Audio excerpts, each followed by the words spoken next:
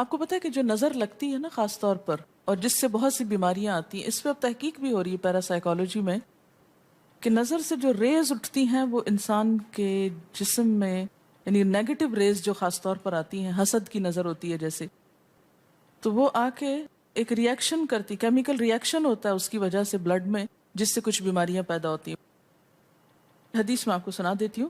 حضرت ام سلمہ سے روایت ہے کہ آپ صلی اللہ علیہ وسلم نے ایک لڑکی کے چہرے پر کالے پیلے رنگ کا نشان دیکھا تو آپ نے فرمایا اسے نظر بد لگ گئی ہے، اس پر دم کرو۔ حضرت جابر کہتے ہیں کہ آپ صلی اللہ علیہ وسلم نے آل حزم کو سانپ کے ڈسنے کی وجہ سے دم کرنے کی رخصت دی، اور آپ نے اسما بنت امیس سے پوچھا کیا وجہ ہے کہ میرے بھتیجے کمزور ہیں، کیا فقر و فاقہ کا شکار ہیں، یعنی کھانے پینے کے باوجود یہ کیوں کمزور ہیں، کیا ان کو کچھ کھانے کو نہیں ملتا؟ انہوں نے کہا نہیں، بلکہ انہیں نظر بد بہت جلد لگ جاتی ہے، تو آپ نے فرمایا ان پر دم کیا کرو۔ یعنی جس بیماری کی سمجھ میں نہ آئے کہ کھائے پیے بھی انسان جوان بھی ہو لیکن اس کو صحت ہو ہی نہ، کوئی ظاہری سبب معلوم ہی نہ ہو، تو ایسے شخص پر دم کرنا چاہیے۔ حضرت عائشہ صدیقہ کہتی ہیں کہ رسول اللہ صلی اللہ علیہ وسلم نظر بد کی وجہ سے دم کرنے کا حکم دیتے تھے۔ حضرت انس کہتے ہیں کہ آپ صلی اللہ علیہ وسلم نے نظر بد اور بچھو وغیرہ کے ڈسنے سے اور پھوڑوں سے دم کرنے کی اجازت دی، یعنی پھوڑے وغیرہ جو ہوتے ہیں نا اس پر بھی دم کی اجازت دی، تو جسمانی بیماری ہے نا۔ اور نظر کے بارے میں تو یہ بھی کہا گیا ہے، حدیث میں آتا ہے کہ نظر بد کا لگنا حق ہے، انسان کو اونچے پہاڑ سے گرا سکتی، کیونکہ ہوتا کیا ہے کہ جب ایک خاص اینگل سے دیکھا جاتا ہے تو دوسرے انسان کے جسم میں جیسے لرزہ سا آ جاتا ہے نا، اور انسان ہل جاتا ہے۔ اس کی دلیل قرآن میں بھی ہے، ایک سورت کے آخر میں آتا ہے وَإِن يَكَادُ الَّذِينَ كَفَرُوا لَيُزْلِقُونَكَ بِأَبْصَارِهِمْ لَمَّا سَمِعُوا الذِّكْرَ، کہ قریب ہے کہ کچھ کافر آپ کو اپنی نگاہوں سے کیا کر دیں، پھسلا دیں جب یہ قرآن سنتے ہیں۔ یعنی وہ سننے نہیں آتے تھے، صرف آپ کو گھورتے رہتے تھے۔ اور کس لیے گھورتے رہتے تھے؟ تاکہ آپ بول نہ سکیں، آپ لرز جائیں، ڈگمگا جائیں، اپنا کام چھوڑ دیں، بری نیت سے آتے تھے۔ وَيَقُولُونَ إِنَّهُ لَمَجْنُونَ، کہتے ہیں کہ یہ تو مجنون ہو گیا۔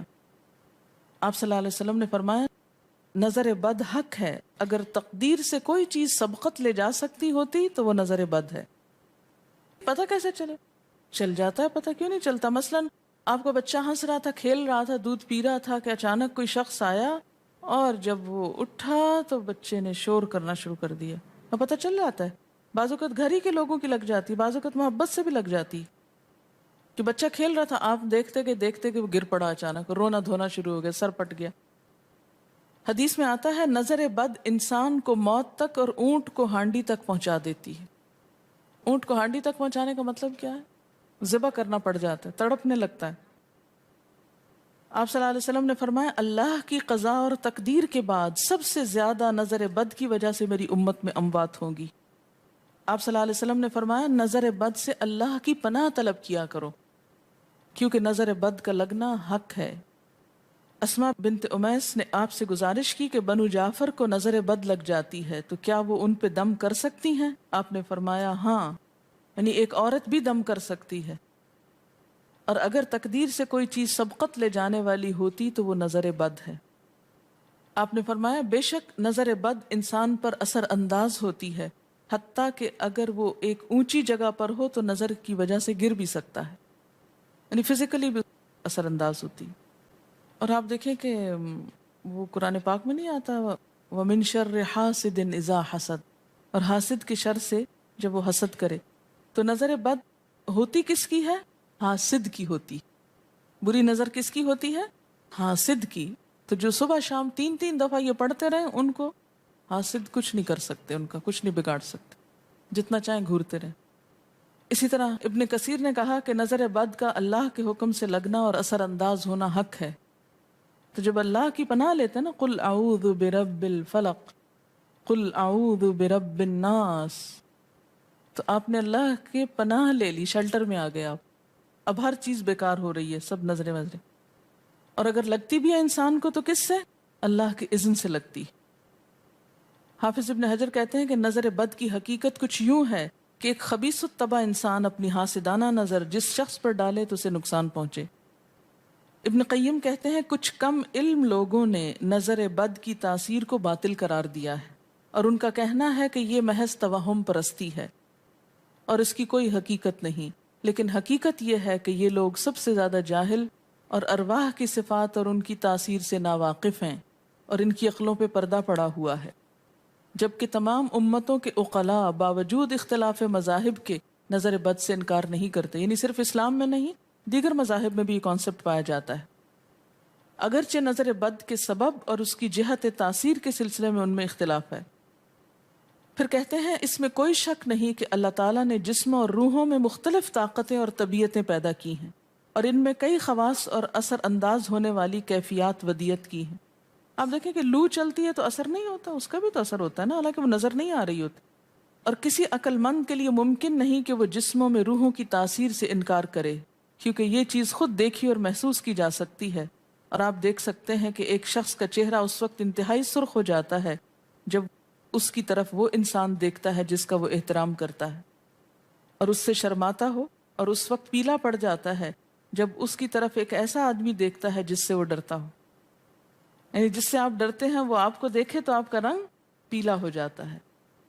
فرمایا یہ سب کچھ روحوں کی تاثیر کی وجہ سے ہوتا ہے، اور چونکہ اس کا تعلق نظر سے ہوتا ہے اور اس لیے نظر بد کی نسبت آنکھ کی نظر کی طرف کی جاتی ہے، حالانکہ آنکھ کی نظر کچھ نہیں کرتی، یہ تو روح کی تاثیر. یعنی نظر یہ نظر نہیں ہے صرف، بلکہ اندر سے روح یا احساسات ہیں جو ٹرانسفر ہوتے ہیں. آپ دیکھیں کہ محبت کی نظر کیا اثر نہیں کرتی؟ کرتی ہے نا. اسی طرح نفرت کی، غصے کی، اور آپ کے چھوٹے بچے خاص طور پہ نظروں کو بہت پہچانتے ہیں. آپ نے دیکھا ہوگا کہ بچے کچھ لوگوں کے پاس فوراً چلے جاتے ہیں اور کچھ لوگوں کے پاس نہیں جاتے. بچوں کی مثال اس لیے دے رہی ہوں کہ وہ معصوم ہوتے ہیں نا، ان کو کسی نے سکھایا پڑھایا نہیں ہوتا کہ ادھر جاؤ اور ادھر نہ جاؤ، اور اگر آپ سکھائیں پڑھائیں بھی تو پھر بھی وہ اپنی مرضی کرتے ہیں، آپ کی نہیں مانتے. تو وہ ایک طرح سے بہترین جج ہوتے ہیں. بعض لوگوں کو دیکھ کے بچے رونے لگتے ہیں، بعض کو دیکھ کے مسکرانے لگتے ہیں. یہ ایسا کیوں ہوتا ہے؟ اچھا، اسی طرح اگر کوئی شخص کانسٹنٹلی آپ کو دیکھ رہا تو آپ کانشیس ہو جاتے ہیں، آپ ٹھہر نہیں سکتے. اسی طرح اگر کوئی سٹیئر کر رہا ہو تو اس کی نظروں سے بعض اوقات خوف بھی آنے لگتا ہے. اللہ نے کیسی کیسی طاقتیں انسان کو دی ہیں. سلطان النصیرہ. اچھا، پھر لکھتے ہیں کہ روحیں اپنی طبیعتوں، طاقتوں اور کیفیتوں اور اپنے خواص کے اعتبار سے مختلف ہوتی. سو حسد کرنے والے انسان کی روح واضح طور پر اس شخص کو اذیت پہنچاتی ہے جس سے حسد کیا جاتا ہے. ویسے بھی تو آپ دیکھیں نا، وہ رویے ایک دم آپ پہچان لیتے ہیں. یہی وجہ ہے کہ اللہ تعالیٰ نے حاسد کے شر سے پناہ طلب کرنے کا حکم دیا ہے.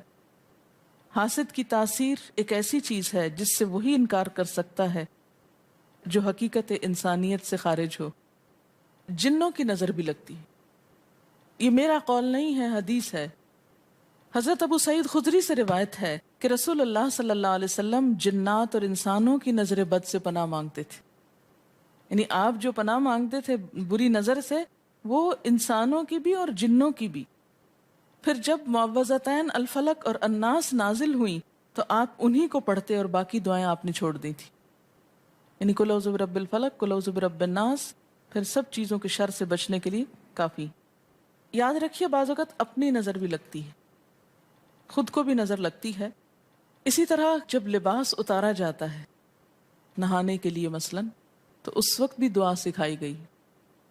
بسم اللہ پڑھنی چاہیے، بیسیکلی بسم اللہ پڑھ کر اتارنے چاہیے.